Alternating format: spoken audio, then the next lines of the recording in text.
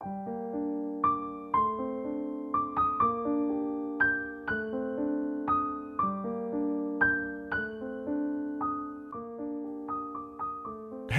and welcome to Bitesized Audio on YouTube.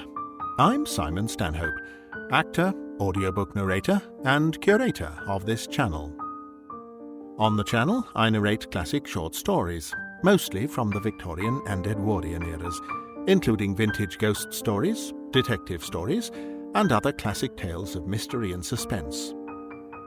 I put notes in the video description with some background information on the authors and the stories if you'd like to read more, and you'll also find links to playlists and podcast series, as well as some compilation videos if you'd like a longer listen. If you enjoy this content, please subscribe, like, share, leave a comment if you'd like to, and thank you for listening.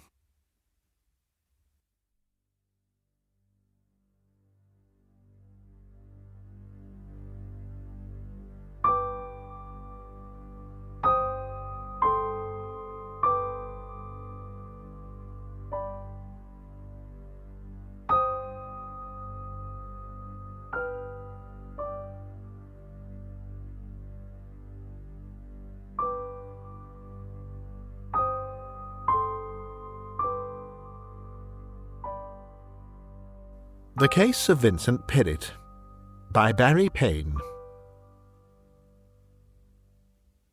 The death of Vincent Pyrwhit, J.P., of Ellerden House, Ellerden, in the county of Buckingham, would, in the ordinary way, have received no more attention than the death of any other simple country gentleman.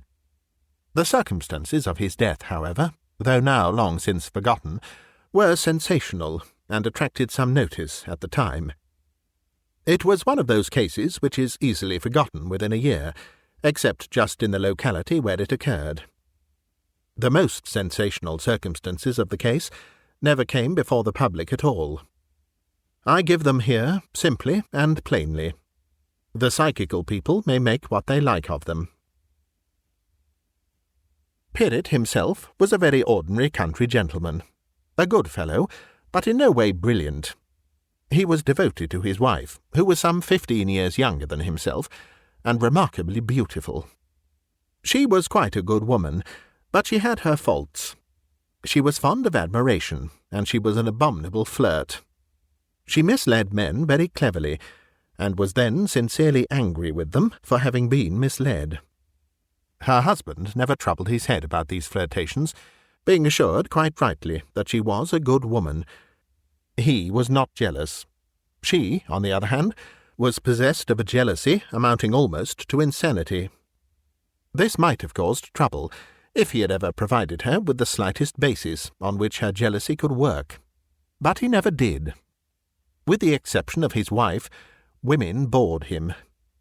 I believe she did once or twice try to make a scene, for some preposterous reason, which was no reason at all, but nothing serious came of it, and there was never a real quarrel between them. On the death of his wife, after a prolonged illness, Pyrwhit wrote and asked me to come down to Ellerden for the funeral, and to remain at least a few days with him. He would be quite alone, and I was his oldest friend. I hate attending funerals, but I was his oldest friend, and I was, moreover, a distant relation of his wife. I had no choice, and I went down. There were many visitors in the house for the funeral, which took place in the village churchyard, but they left immediately afterwards. The air of heavy gloom which had hung over the house seemed to lift a little. The servants are always very emotional, continued to break down at intervals, noticeably Pyrwhit's man, Williams, but Pyrwhit himself was self-possessed. He spoke of his wife with great affection and regret, but still he could speak of her, and not unsteadily. At dinner he also spoke of one or two other subjects, of politics, and of his duties as a magistrate, and of course he made the requisite fuss about his gratitude to me for coming down to Ellerden at that time. After dinner we sat in the library, a room well and expensively furnished, but without the least attempt at taste. There were a few oil paintings on the walls, a presentation portrait of himself, and a landscape or two, all more or less bad, as far as I remember. He had eaten next to nothing at dinner, but he had drunk a good deal. The wine, however, did not seem to have the least effect upon him. I had got the conversation definitely off the subject of his wife when I made a blunder. I noticed an Ericsson's extension standing on his writing table. I said, I didn't know that telephones had penetrated into the villages yet. Yes, he said. I believe they are common enough now. I had that one fitted up during my wife's illness to communicate with her bedroom on the floor above us on the other side of the house. At that moment, the bell of the telephone rang sharply. We both looked at each other. I said, with the stupid affectation of calmness one always puts on when one is a little bit frightened, Probably a servant in that room wishes to speak to you. He got up, walked over to the machine, and swung the green cord towards me. The end of it was loose. I had it disconnected this morning, he said. Also, the door of that room is locked, and no one can possibly be in it. He had turned the colour of grey blotting paper. So probably had I. The bell rang again, a prolonged, rattling ring. "Are you going to answer it?" I said. "I am not," he answered firmly. "Then," I said, "I shall answer it myself. It is some stupid trick, a joke not in the best of taste, for which you will probably have to sack one or other of your domestics." "My servants," he answered, "would not have done that. Besides, don't you see it is impossible? The instrument is disconnected." "The bell rang all the same. I shall try it." I picked up the receiver. "Are you there?" I called. The voice which answered me was unmistakably the rather high, staccato voice of Mrs. Pyrwhit. "I want you," it said, "to tell my husband that he will be with me tomorrow."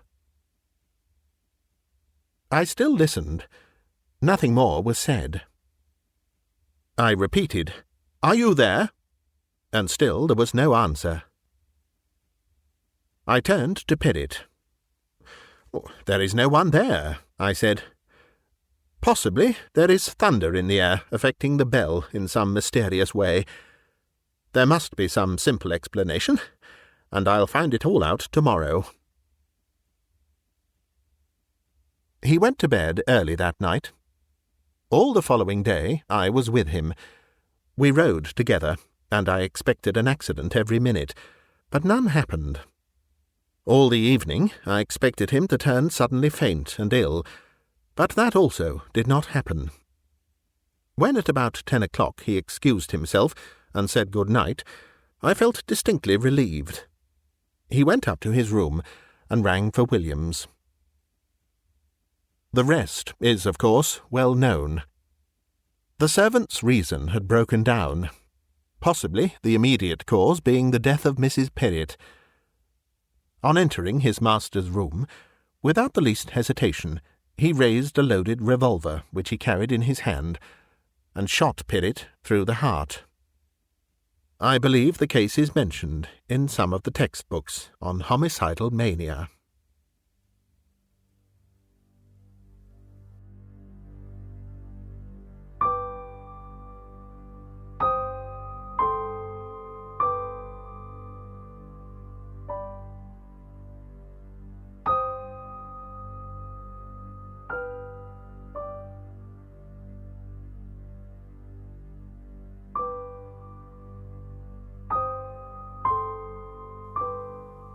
John Charrington's Wedding by Edith Nesbit. No one ever thought that May Forster would marry John Charrington, but he thought differently, and things which John Charrington intended had a queer way of coming to pass. He asked her to marry him before he went up to Oxford. She laughed and refused him. He asked her again next time he came home. Again she laughed, tossed her dainty blonde head, and again refused. A third time he asked her, She said it was becoming a confirmed bad habit, and laughed at him more than ever. John was not the only man who wanted to marry her. She was the belle of our village coterie, and we were all in love with her, more or less. It was a sort of fashion, like Masher collars or Inverness capes.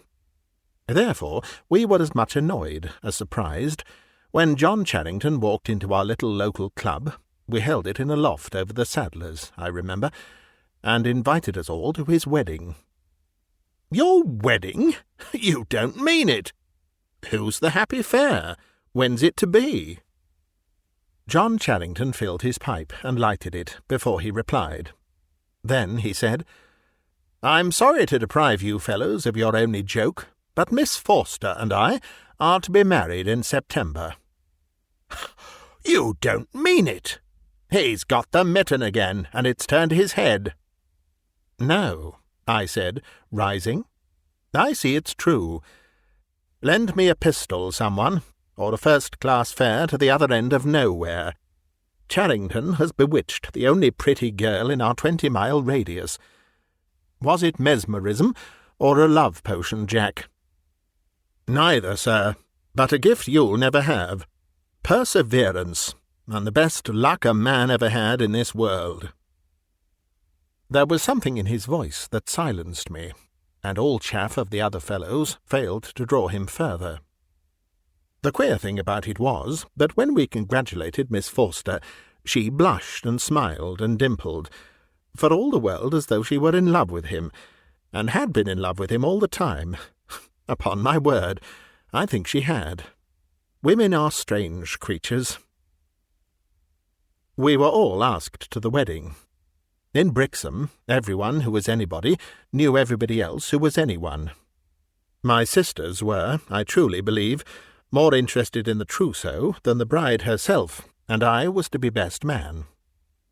The coming marriage was much canvassed at afternoon tea-tables, and at our little club over the saddler's, and the question was always asked, "Does she care for him?" I used to ask that question myself in the early days of their engagement, but after a certain evening in August, I never asked it again. I was coming home from the club through the churchyard. Our church is on a time-grown hill, and the turf about it is so thick and soft that one's footsteps are noiseless. I made no sound as I vaulted the low lichened wall and threaded my way between the tombstones. It was at the same instant that I heard John Charrington's voice and saw her. May was sitting on a low, flat gravestone, her face turned towards the full splendour of the western sun. Its expression ended, at once and forever, any question of love for him. It was transfigured to a beauty I should not have believed possible, even to that beautiful little face. John lay at her feet, and it was his voice that broke the stillness of the golden August evening. My dear, I believe I should come back from the dead if you wanted me." I coughed at once to indicate my presence, and passed on into the shadow, fully enlightened. The wedding was to be early in September. 2 days before, I had to run up to town on business. The train was late, of course, for we were on the South-Eastern, and as I stood grumbling with my watch in my hand, whom should I see but John Charrington and May Forster? They were walking up and down the unfrequented end of the platform, arm in arm, looking into each other's eyes, careless of the sympathetic interest of the porters. Of course, I knew better than to hesitate a moment before burying myself in the booking office, and it was not till the train drew up at the platform that I obtrusively passed the pair with my Gladstone and took the corner in a first-class smoking carriage. I did this with as good an air of not seeing them as I could assume. I pride myself on my discretion, but if John were travelling alone, I wanted his company. I had it. "Hello, old man," came his cheery voice, as he swung his bag into my carriage. "Here's luck. I was expecting a dull journey." "Where are you off to?" I asked, discretion still bidding me turn my eyes away, though I saw, without looking, that hers were red-rimmed. "To old Branbridge's," he answered, shutting the door and leaning out for a last word with his sweetheart. "Oh, I wish you wouldn't go, John," she was saying, in a low, earnest voice. "I feel certain something will happen." "Do you think I should let anything happen to keep me, and the day after tomorrow our wedding day?" "Don't go," she answered, with a pleading intensity which would have sent my Gladstone onto the platform and me after it. But she wasn't speaking to me. John Charrington was made differently. He rarely changed his opinions, never his resolutions. He only stroked the little ungloved hands that lay on the carriage door. "I must, May. The old boy's been awfully good to me, and now he's dying I must go and see him. But I shall come home in time for—" The rest of the parting was lost in a whisper, and in the rattling lurch of the starting train. "You're sure to come?" she spoke as the train moved. "Nothing shall keep me," he answered, and we steamed out. After he had seen the last of the little figure on the platform, he leaned back in his corner and kept silence for a minute. When he spoke, it was to explain to me that his godfather, whose heir he was, lay dying at Peasmarsh Place, some 50 miles away, and had sent for John, and John had felt bound to go. "I shall be surely back tomorrow," he said, "or, if not, the day after, in heaps of time. Thank heaven one hasn't to get up in the middle of the night to get married nowadays." "And suppose Mr. Branbridge dies?" "Alive or dead, I mean to be married on Thursday," John answered, lighting a cigar and unfolding the Times. At Peasmarsh Station we said good-bye, and he got out, and I saw him ride off. I went on to London, where I stayed the night. When I got home the next afternoon, a very wet one, by the way, my sister greeted me with, "Where's Mr. Charrington?" "Goodness knows," I answered testily. Every man since Cain has resented that kind of question. "I thought you might have heard from him," she went on, "as you're to give him away tomorrow." "Isn't he back?" I asked, for I had confidently expected to find him at home. "No, Geoffrey." My sister Fanny always had a way of jumping to conclusions, especially such conclusions as were least favourable to her fellow creatures.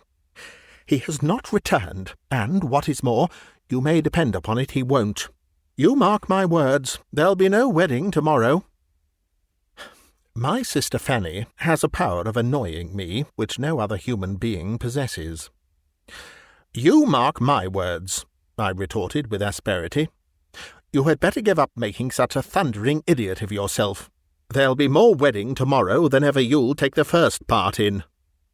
A prophecy which, by the way, came true.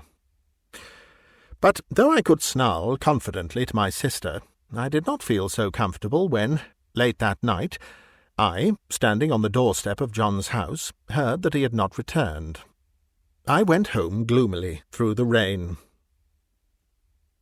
Next morning brought a brilliant blue sky, gold sun, and all such softness of air and beauty of cloud as go to make up a perfect day. I woke with a vague feeling of having gone to bed anxious, and of being rather averse to facing that anxiety in the light of full wakefulness. But with my shaving water came a note from John, which relieved my mind and sent me up to the Forsters with a light heart. May was in the garden.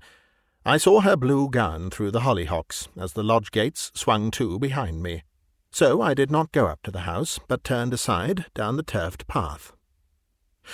"He's written to you, too," she said, without preliminary greeting, when I reached her side. "Yes, I'm to meet him at the station at 3, and come straight on to the church." Her face looked pale, but there was a brightness in her eyes, and a tender quiver about the mouth that spoke of renewed happiness. "Mr. Branbridge begged him so to stay another night, that he had not the heart to refuse," she went on. "He is so kind, but I wish he hadn't stayed." I was at the station at 2:30. I felt rather annoyed with John. It seemed a sort of slight to the beautiful girl who loved him, that he should come, as it were, out of breath, and with the dust of travel upon him, to take her hand, which some of us would have given the best years of our lives to take. But when the 3 o'clock train glided in and glided out again, having brought no passengers to our little station, I was more than annoyed. There was no other train for 35 minutes. I calculated that, with much hurry, we might just get to the church in time for the ceremony. But oh, what a fool to miss that first train! What other man could have done it?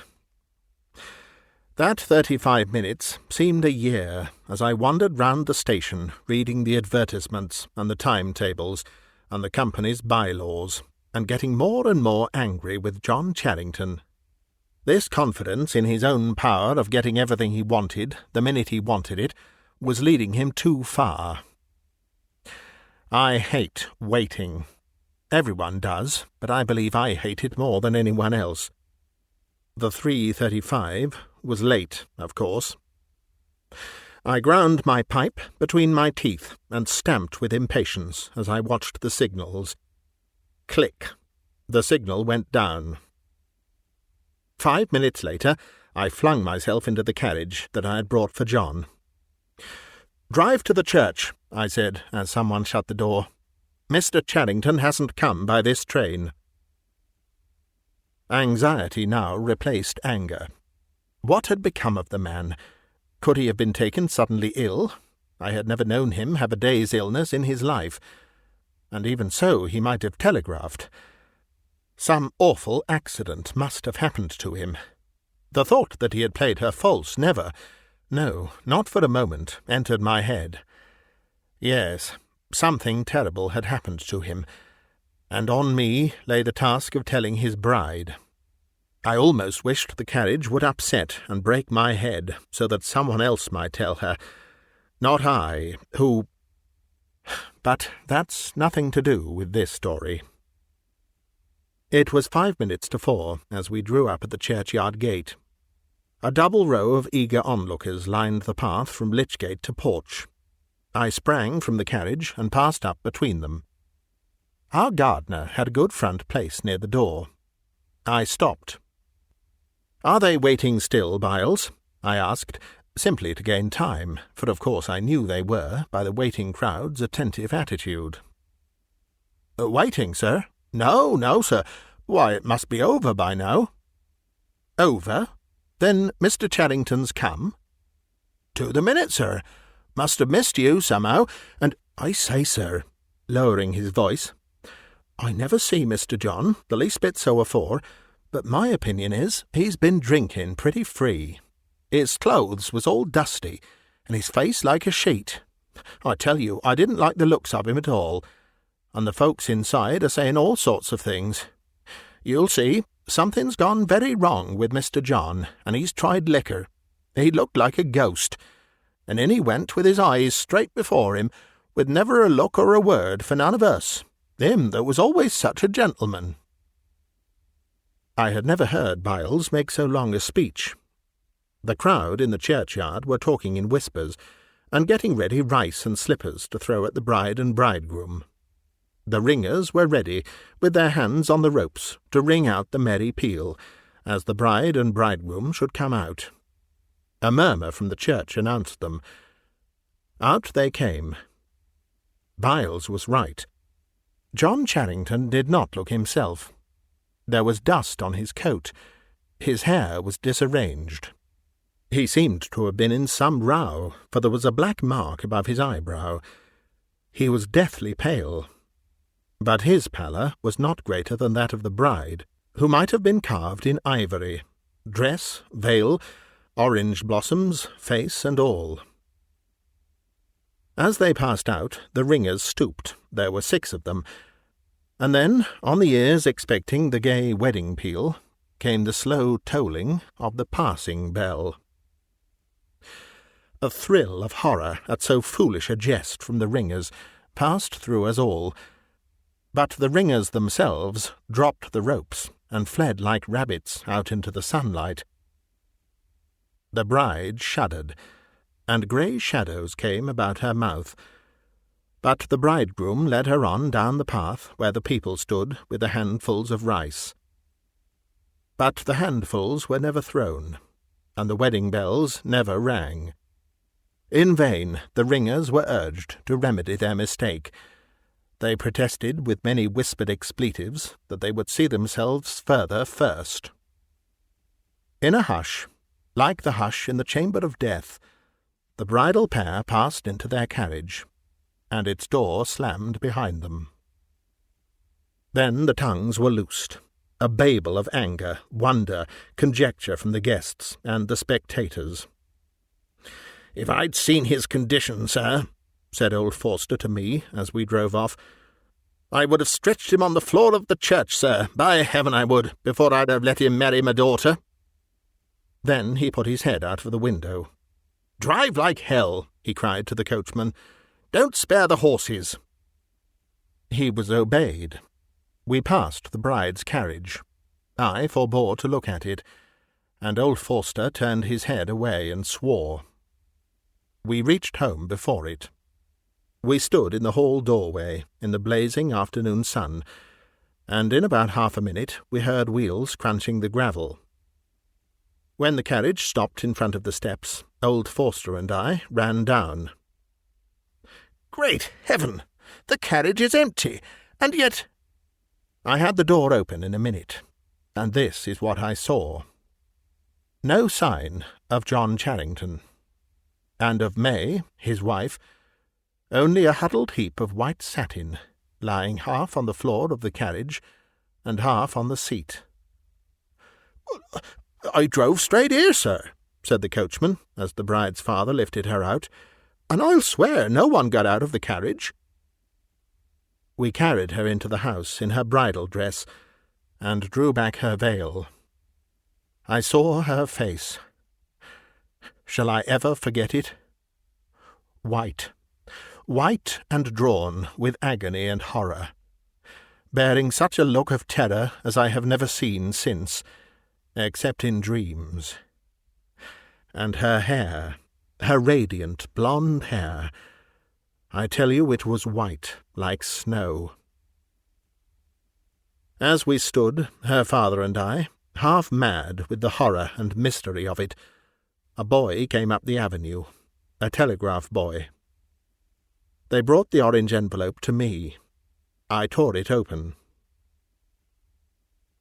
Mr. Charrington was thrown from the dog-cart on his way to the station at 1:30, killed on the spot. And he was married to May Forster in our parish church at 3:30, in presence of half the parish. I shall be married, dead or alive. What had passed in that carriage on the homeward drive? No one knows. No one will ever know. Oh, May!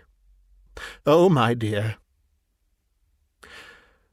Before a week was over, they laid her beside her husband in our little churchyard on the thyme-covered hill, the churchyard where they had kept their love-trysts.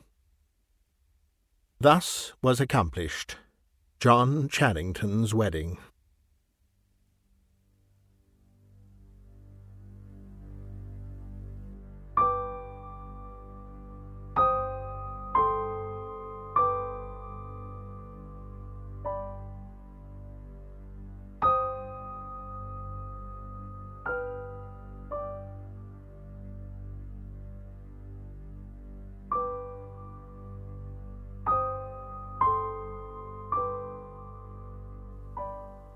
The Marble Hands by Bernard Capes.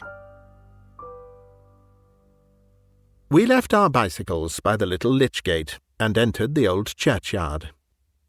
Harriet had told me frankly that he did not want to come, but at the last moment, sentiment or curiosity prevailing with him, he had changed his mind.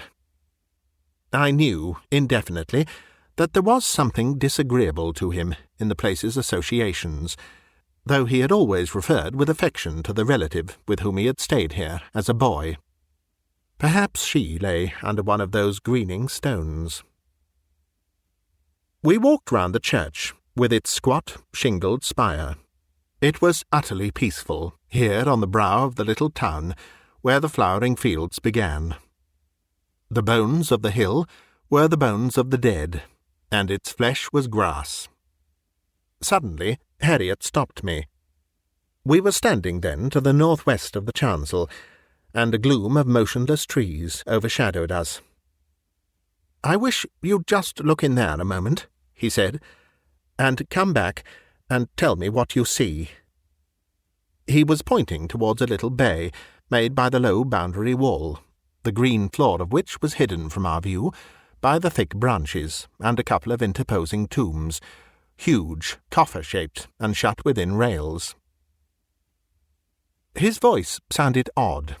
There was a plunging look in his eyes, to use a gambler's phrase. I stared at him a moment, followed the direction of his hand, then, without a word, stooped under the heavy brushing boughs, passed round the great tombs, and came upon a solitary grave. It lay there quite alone in the hidden bay, a strange thing, fantastic and gruesome.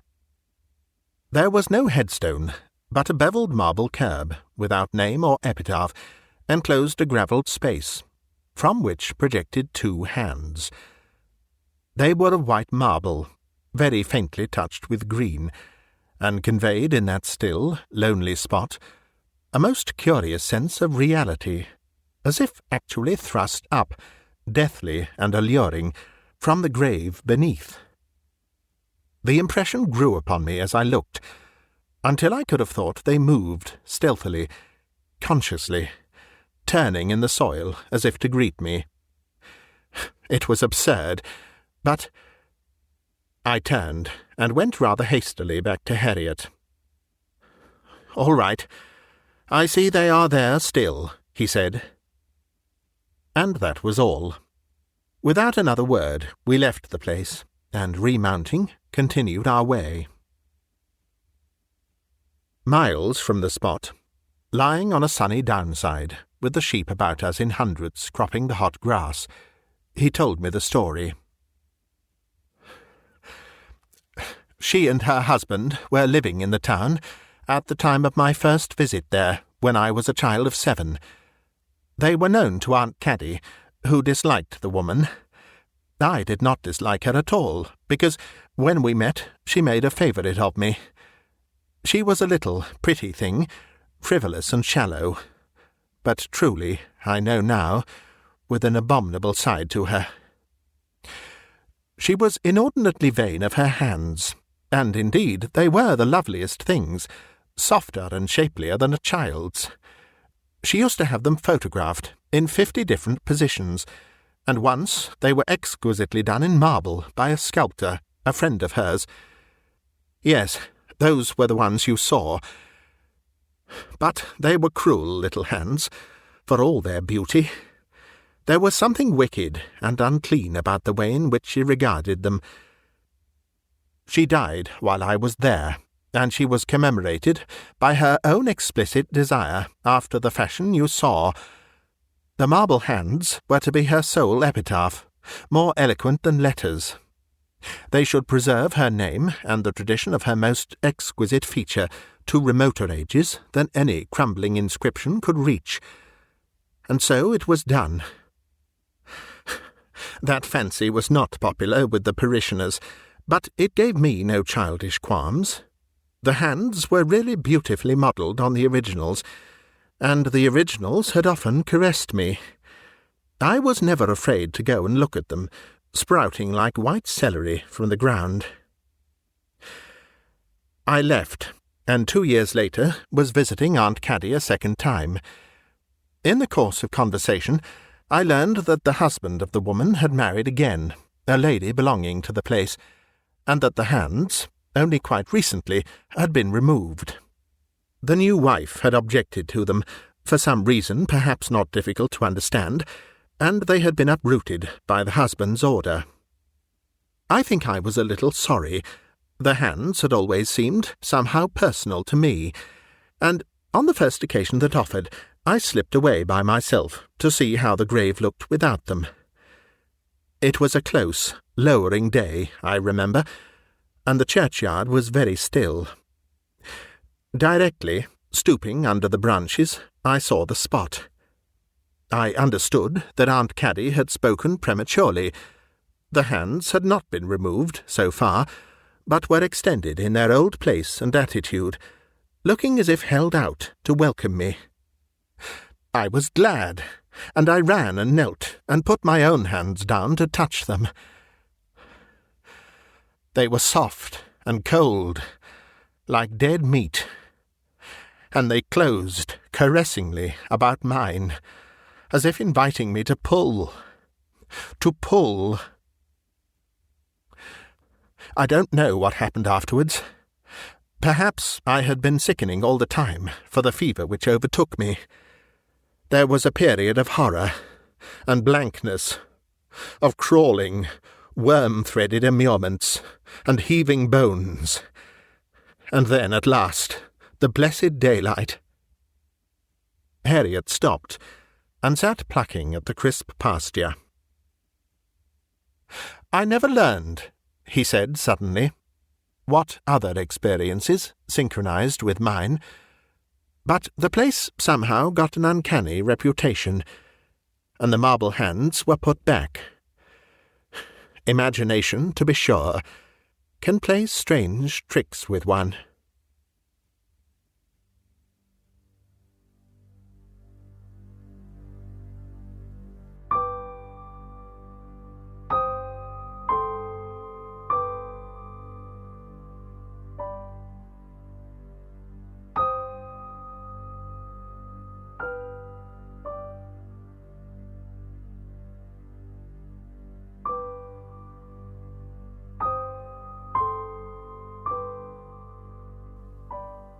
The Mystery of the Semi-Detached by Edith Nesbit.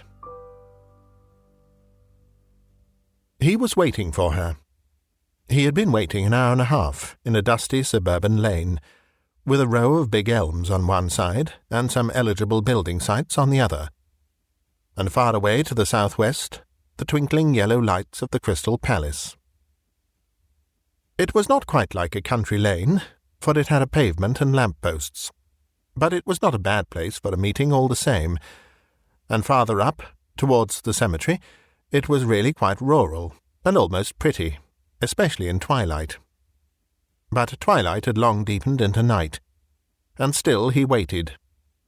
He loved her, and he was engaged to be married to her, with the complete disapproval of every reasonable person who had been consulted.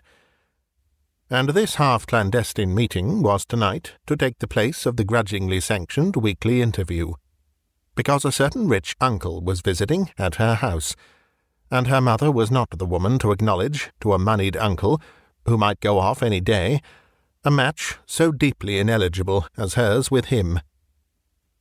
So he waited for her, and the chill of an unusually severe May evening entered into his bones. The policeman passed him with but a surly response to his "Good night." The bicyclists went by him, like grey ghosts with foghorns, and it was nearly 10 o'clock, and she had not come. He shrugged his shoulders and turned towards his lodgings. His road led him by her house, desirable, commodious, semi-detached, and he walked slowly as he neared it. She might even now be coming out. But she was not. There was no sign of movement about the house, no sign of life, no lights even in the windows, and her people were not early people. He paused by the gate, wondering.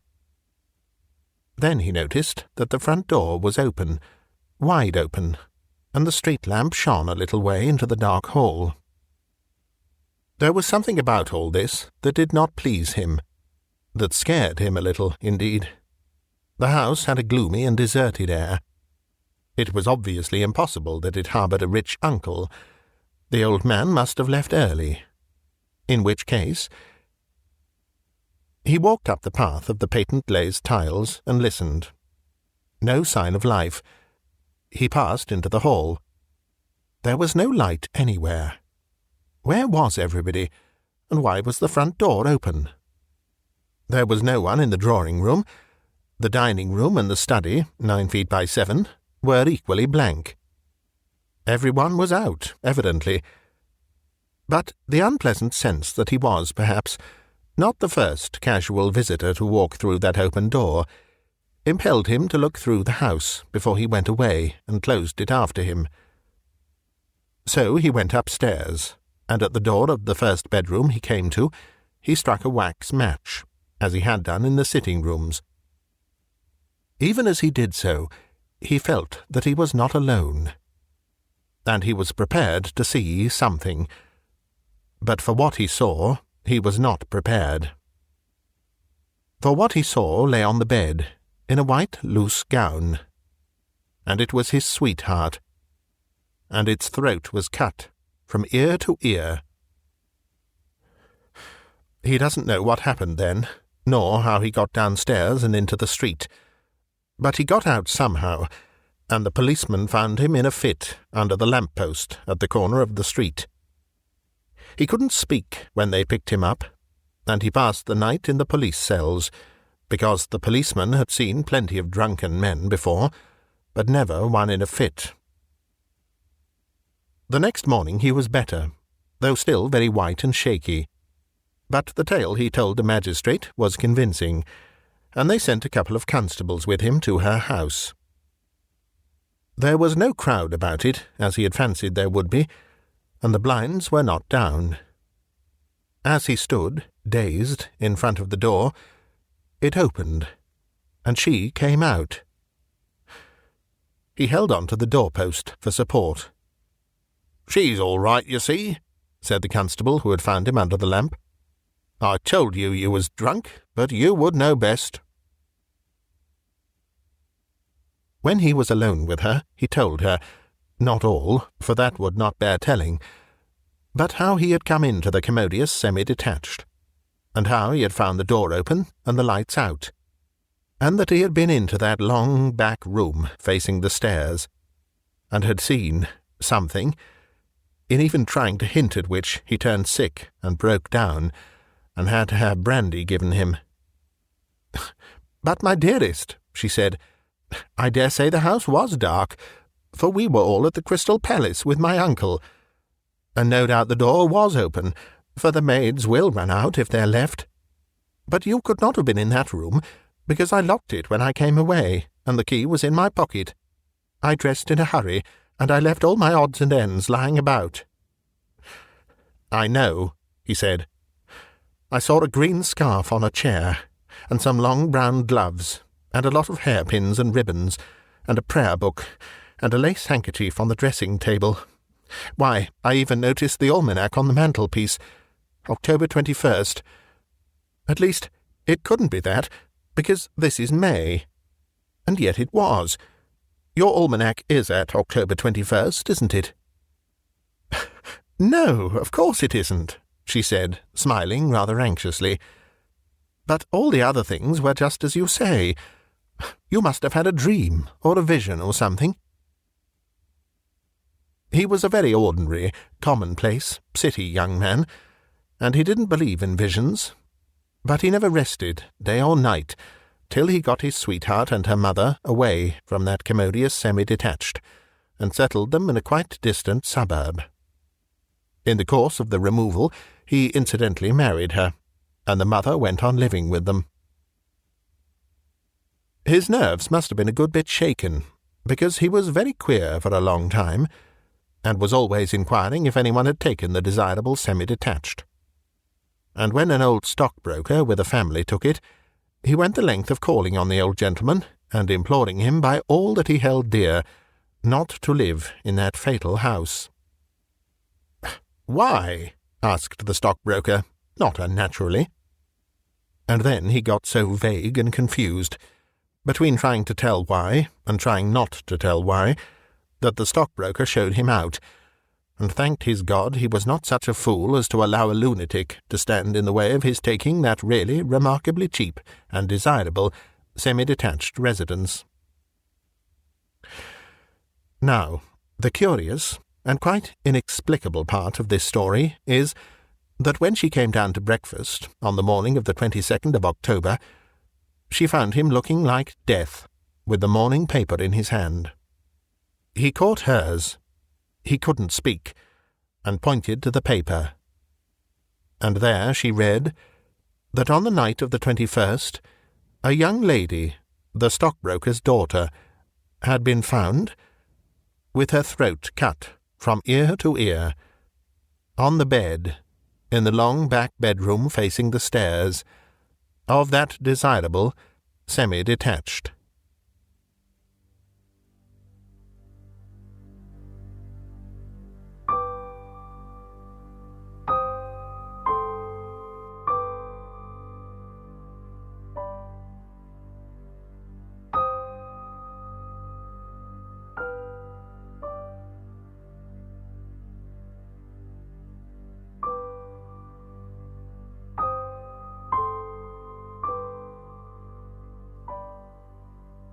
The Clock by W.F. Harvey. I liked your description of the people at the pensione. I can just picture that rather sinister Miss Cornelius, with her toupee and clinking bangles. I don't wonder you felt frightened that night when you found her sleepwalking in the corridor. But, after all, why shouldn't she sleepwalk? As to the movements of the furniture in the lounge on the Sunday, you are, I suppose, in an earthquake zone, though an earthquake seems too big an explanation for the ringing of that little handbell on the mantelpiece.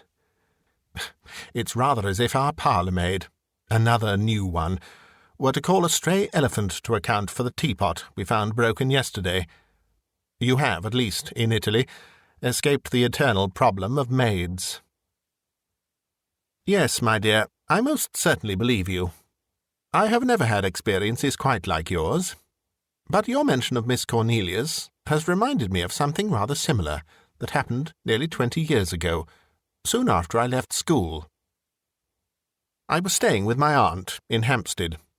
You remember her, I expect, or, if not her, the poodle, Monsieur, that she used to make perform such pathetic tricks.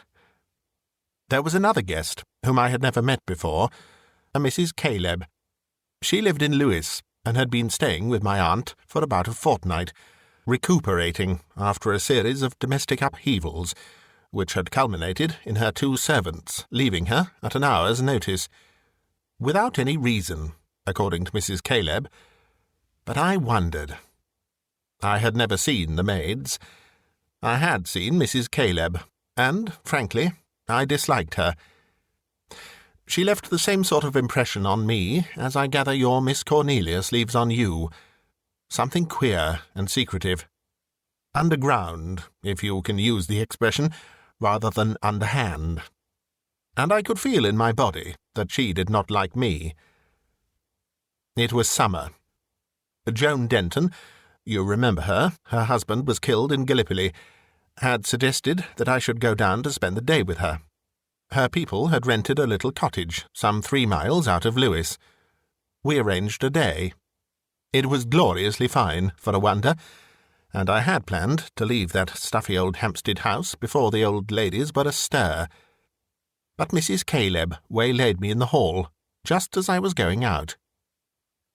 "I wonder," she said, "I wonder if you could do me a small favour. If you do have any time to spare in Lewes, only if you do, would you be so kind as to call at my house? I left a little travelling clock there in the hurry of parting. If it's not in the drawing-room, it will be in my bedroom, or in one of the maids' bedrooms. I know I lent it to the cook, who was a poor riser, but I can't remember if she returned it. Would it be too much to ask? The house has been locked up for 12 days, but everything is in order. I have the keys here. The large one is for the garden gate, the small one for the front door." I could only accept, and she proceeded to tell me how I could find Ashgrove House. "You will feel quite like a burglar," she said. "But, mind, it's only if you have time to spare." As a matter of fact, I found myself glad of any excuse to kill time. Poor old Joan had been taken suddenly ill in the night, They feared appendicitis, and though her people were very kind, and asked me to stay to lunch, I could see that I should only be in the way, and made Mrs. Caleb's commission an excuse for an early departure. I found Ash Grove without difficulty. It was a medium-sized red-brick house, standing by itself in a high-walled garden that bounded a narrow lane. A flagged path led from the gate to the front door, in front of which grew, not an ash, but a monkey puzzle that must have made the rooms unnecessarily gloomy. The front door, as I expected, was locked. The dining-room and drawing-room lay on either side of the hall, and, as the windows of both were shuttered, I left the hall door open, and, in the dim light, looked round hurriedly for the clock, which, from what Mrs. Caleb had said, I hardly expected to find in either of the downstairs rooms. It was neither on table nor mantelpiece. The rest of the furniture was carefully covered over with white dust-sheets. Then I went upstairs, but before doing so I closed the front door. I did, in fact, feel rather like a burglar, and I thought that if anyone did happen to see the front door open, I might have difficulty in explaining things. Happily, the upstairs windows were not shuttered. I made a hurried search of the principal bedrooms. They had been left in apple-pie order. Nothing was out of place, but there was no sign of Mrs. Caleb's clock. The impression that the house gave me, you know the sense of personality that a house conveys, was neither pleasing nor displeasing, but it was stuffy from the absence of fresh air, with an additional stuffiness added, that seemed to come out from the hangings and quilts and antimacassars. The corridor, onto which the bedrooms I had examined opened, communicated with a smaller wing, an older part of the house, I imagined, which contained a box-room and the maids' sleeping quarters. The last door that I unlocked, I should say that the doors of all the rooms were locked, and relocked by me after I had glanced inside them, contained the object of my search. Mrs. Caleb's travelling clock was on the mantelpiece, ticking away merrily. That was how I thought of it at first. And then, for the first time, I realized that there was something wrong. The clock had no business to be ticking. The house had been shut up for 12 days. No one had come in to air it or to light fires. I remember how Mrs. Caleb had told my aunt that if she left the keys with a neighbour, she was never sure who might get hold of them. And yet the clock was going. I wondered if some vibration had set the mechanism in motion, and pulled out my watch to see the time. It was 5 minutes to 1. The clock on the mantelpiece said 4 minutes to the hour. Then, without quite knowing why, I shut the door onto the landing, locked myself in, and again looked round the room. Nothing was out of place. The only thing that might have called for remark was that there appeared to be a slight indentation on the pillow and the bed. But the mattress was a feather mattress, and you know how difficult it is to make them perfectly smooth. You won't need to be told that I gave a hurried glance under the bed. Do you remember your supposed burglar in number 6 at St. Ursula's? And then, and much more reluctantly, opened the doors of 2 horribly capacious cupboards, both happily empty, except for a framed text with its face to the wall. By this time, I really was frightened. The clock went ticking on. I had a horrible feeling that an alarm might go off at any moment, and the thought of being in that empty house was almost too much for me. However, I made an attempt to pull myself together. It might, after all, be a 14-day clock. If it were, then it would be almost run down. I could roughly find out how long the clock had been going by winding it up. I hesitated to put the matter to the test, but the uncertainty was too much for me. I took it out of its case and began to wind. I had scarcely turned the winding screw twice when it stopped. The clock clearly was not running down. The hands had been set in motion, probably only an hour or two before. I felt cold and faint, and, going to the window, threw up the sash, letting in the sweet, live air of the garden. I knew now that the house was queer, horribly queer. Could someone be living in the house? Was someone else in the house now?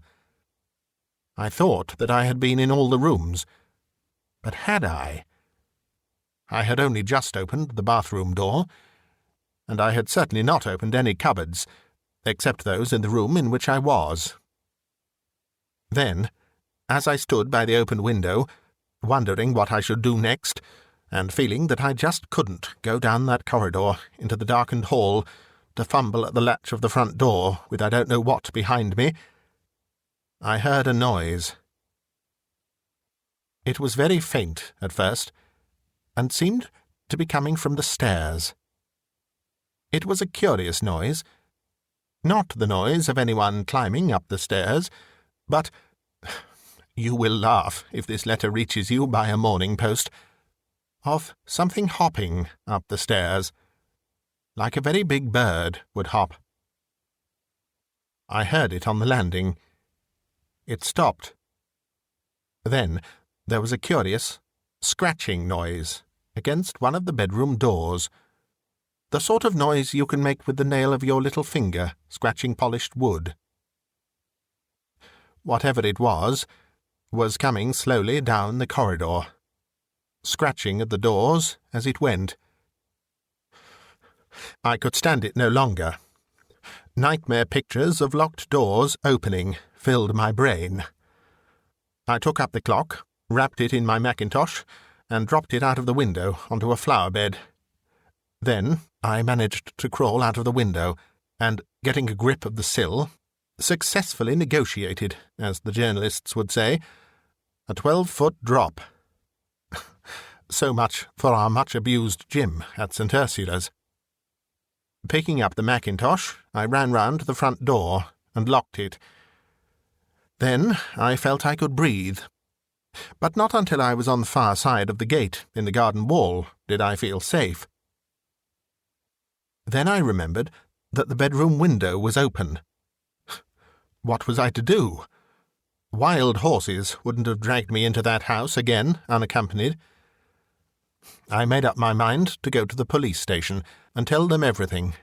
I should be laughed at, of course, and they might easily refuse to believe my story of Mrs. Caleb's commission. I had actually begun to walk down the lane, in the direction of the town, when I chanced to look back at the house. The window that I had left open was shut. No, my dear, I didn't see any face or anything dreadful like that. And, of course, it may have shut by itself. It was an ordinary sash window, and you know they are often difficult to keep open.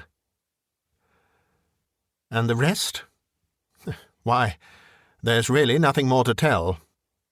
I didn't even see Mrs. Caleb again. She had had some sort of fainting fit just before lunchtime, my aunt informed me on my return, and had had to go to bed. Next morning I travelled down to Cornwall to join Mother and the children. I thought I had forgotten all about it. But when, 3 years later, Uncle Charles suggested giving me a travelling clock for a 21st birthday present, I was foolish enough to prefer the alternative that he offered, a collected edition of the works of Thomas Carlyle.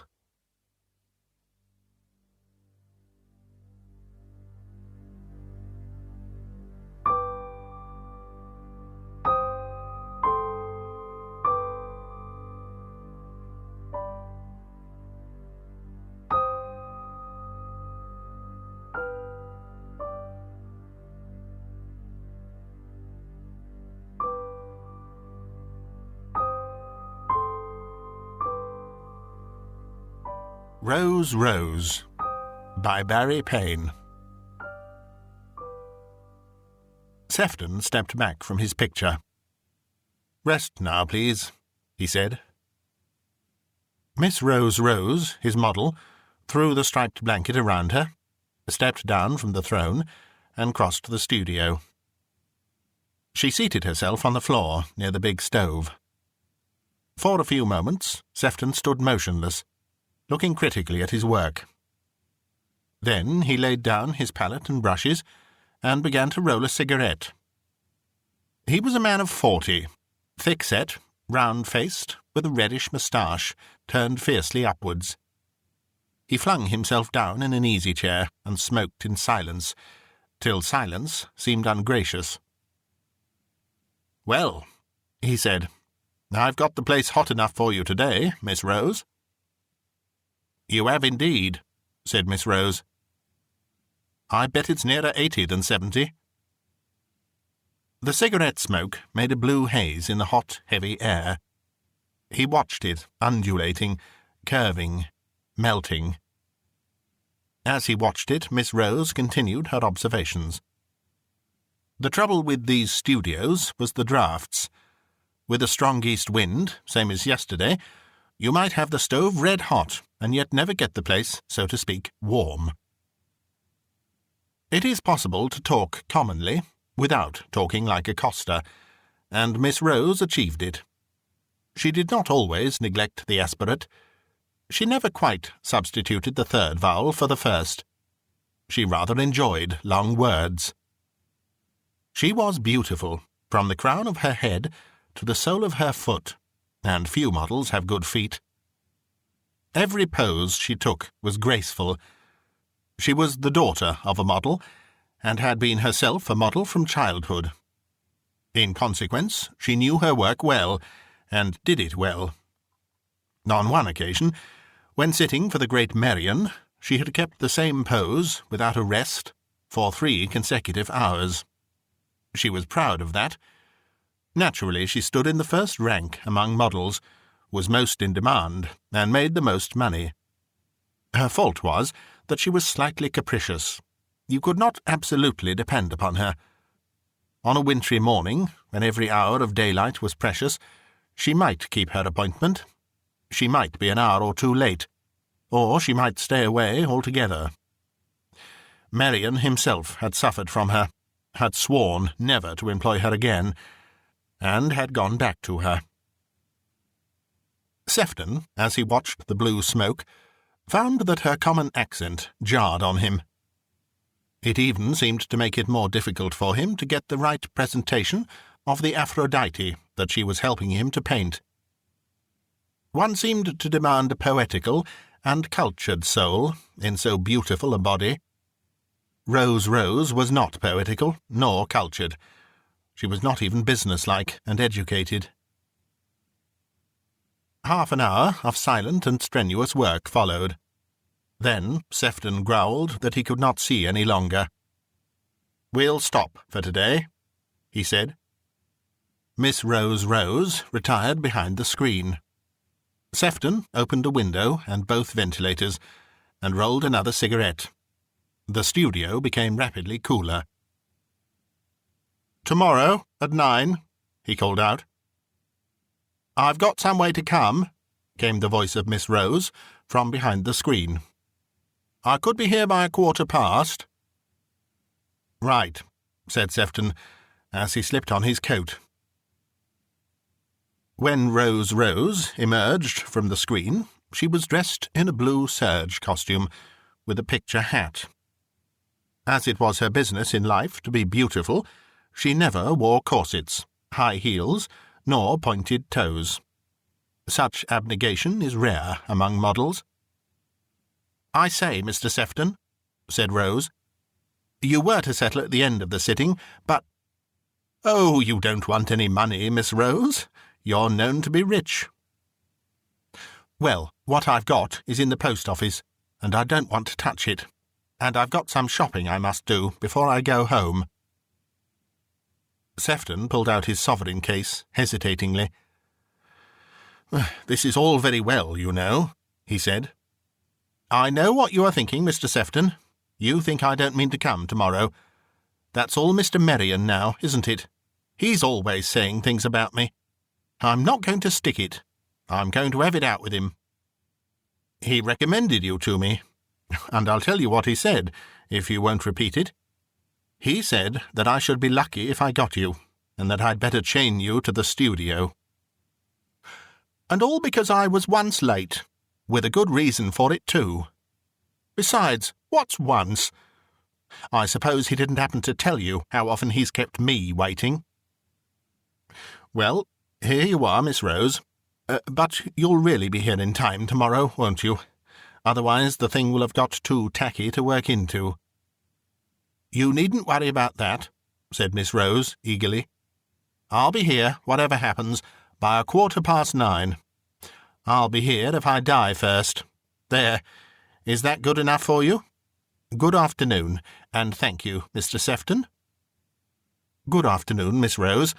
Let me manage that door for you. The key goes a bit stiffly. Sefton came back to his picture. In spite of Miss Rose's vehement assurances, he felt by no means sure of her. But it was difficult for him to refuse any woman anything, and impossible for him to refuse to pay her what he really owed. He scrawled in charcoal some directions to the charwoman who would come in the morning. She was, from his point of view, a prize charwoman, one who could, and did, wash brushes properly, one who understood the stove, and would, when required, refrain from sweeping. He picked up his hat and went out. He walked the short distance from his studio to his bachelor flat, looked over an evening paper as he drank his tea, and then changed his clothes and took a cab to the club for dinner. He played one game of billiards after dinner, and then went home. His picture was very much in his mind. He wanted to be up fairly early in the morning, and he went to bed early. He was at his studio by 8:30. The stove was lighted, and he piled more coke on it. His Aphrodite seemed to have a somewhat mocking expression. It was a little technical thing, to be corrected easily. He set his palette and selected his brushes. An attempt to roll a cigarette revealed the fact that his pouch was empty. It still wanted a few minutes to 9. He would have time to go up to the tobacconist at the corner. In case Rose arrived while he was away, he left the studio door open. The tobacconist was also a newsagent, and he bought a morning paper. Rose would probably be 20 minutes late at the least, and this would be something to occupy him. But on his return, he found his model already stepping onto the throne. "Good morning, Miss Rose. You're a lady of your word." He hardly heeded the murmur which came to him as a reply. He threw his cigarette into the stove, picked up his palette, and got on excellently. The work was absorbing. For some time he thought of nothing else. There was no relaxing on the part of the model, no sign of fatigue. He had been working for over an hour when his conscience smote him. "We'll have a rest now, Miss Rose," he said cheerily. At the same moment he felt human fingers drawn lightly across the back of his neck, just above the collar. He turned round with a sudden start. There was nobody there. He turned back again to the throne. Rose had vanished. With the utmost care and deliberation he put down his palette and brushes. He said, in a loud voice, "Where are you, Miss Rose?" For a moment or two, silence hung in the hot air of the studio. He repeated his question, and got no answer. Then he stepped behind the screen, and suddenly the most terrible thing in his life happened to him. He knew that his model had never been there at all. There was only one door out to the back street in which his studio was placed, and that door was now locked. He unlocked it, put on his hat, and went out. For a minute or two he paced the street. But he had got to go back to the studio. He went back, sat down in the easy-chair, lit a cigarette, and tried for a plausible explanation. Undoubtedly he had been working very hard lately.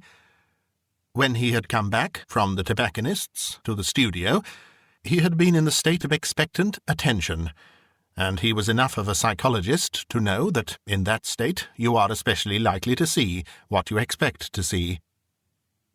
He was not conscious of anything abnormal in himself. He did not feel ill, or even nervous. Nothing of the kind had ever happened to him before. The more he considered the matter, the more definite became his state. He was thoroughly frightened. With a great effort, he pulled himself together and picked up the newspaper. It was certain that he could do no more work for that day, anyhow. An ordinary, commonplace newspaper would restore him. Yes, that was it. He had been too much wrapped up in the picture. He had simply supposed the model to be there. He was quite unconvinced, of course, and merely trying to convince himself. As an artist, he knew that for the last hour or more he had been getting the most delicate modelling right from the living form before him. But he did his best, and read the newspaper assiduously. He read of tariff protection, and of a new music hall star. Then his eye fell on a paragraph headed Motor Fatalities. He read that Miss Rose, an artist's model, had been knocked down by a car in the Fulham Road about 7 o'clock on the previous evening, that the owner of the car had stopped and taken her to the hospital, and that she had expired within a few minutes of admission. He rose from his place and opened a large pocket-knife. There was a strong impulse upon him, and he felt it to be a mad impulse, to slash the canvas to rags. He stopped before the picture. The face smiled at him with a sweetness that was scarcely earthly. He went back to his chair again. "I'm not used to this kind of thing," he said aloud. A board creaked at the far end of the studio. He jumped up with a start of horror. A few minutes later he had left the studio and locked the door behind him. His common sense was still with him. He ought to go to a specialist. But the picture.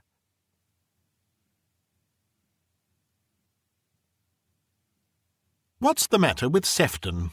said Devine one night at the club after dinner. "Don't know that anything's the matter with him," said Marion. "He hasn't been here lately. I saw him the last time he was here, and he seemed pretty queer. Wanted to let me his studio." "It's not a bad studio," said Marion, dispassionately. "He's got rid of it now, anyhow. He's got a studio out at Richmond, and the deuce of a lot of time he must waste getting there and back. Besides, what does he do about models?" "That's a point I've been wondering about myself," said Marion. "He'd got Rose for his Aphrodite, and it looked as if it might be a pretty good thing when I saw it. But, as you know, she died. She was troublesome in some ways, but taking her all round, I don't know where to find anybody as good today. What's Sefton doing about it?" "He hasn't got a model at all at present. I know that for a fact, because I asked him." "Well," said Marion, "he may have got the thing on further than I thought he would in the time. Some chaps can work from memory all right, though I can't do it myself. He's not chucked the picture, I suppose?" "No, he's not done that. In fact, the picture's his excuse now, if you want him to go anywhere and do anything. But that's not it. The chap's altogether changed. He used to be a genial sort of bounder, bit tyrannical in his manner, perhaps, thought he knew everything. Still, you could talk to him. He was sociable. As a matter of fact, he did know a good deal. Now it's quite different. If you ever do see him, and that's not often, he's got nothing to say to you. He's just going back to his work, that sort of thing." "You're too imaginative," said Marian. "I never knew a man who varied less than Sefton. Give me his address, will you? I mean his studio. I'll go and look him up one morning. I should like to see how that Aphrodite is getting on. I tell you, it was promising. No nonsense about it." One sunny morning, Marian knocked at the door of the studio at Richmond. He heard the sound of footsteps crossing the studio. Then Sefton's voice rang out. "Who's there?" "Marian. I've travelled miles to see the thing you call a picture." "I've got a model." "And what does that matter?" asked Marian. "Well, I'd be awfully glad if you'd come back in an hour. We'd have lunch together somewhere." "Right," said Marian, sardonically. "I'll come back in about 7 million hours. Wait for me." He went back to London and his own studio in a state of fury. Sefton had never been a man to pose. He had never put on side about his work. He was always willing to show it to old and intimate friends whose judgment he could trust. And now, when the oldest of his friends had travelled down to Richmond to see him, he was told to come back in an hour, and that they might then lunch together. "This lets me out," said Marian savagely. But he always speaks well of Sefton nowadays. He maintains that Sefton's Aphrodite would have been a success anyhow. The suicide made a good deal of talk at the time, and a special attendant was necessary to regulate the crowds round it when, as directed by his will, the picture was exhibited at the Royal Academy. He was found in his studio many hours after his death, and he had scrawled on a blank canvas, much as he left his directions to his charwoman, "I have finished it, but I can't stand any more."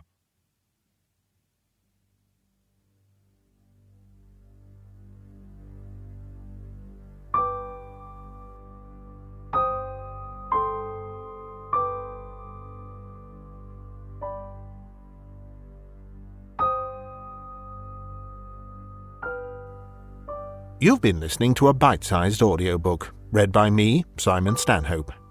If you enjoy these stories and would like to help me to keep producing new content, you can find links in the video description to my Patreon page or to buy me a coffee.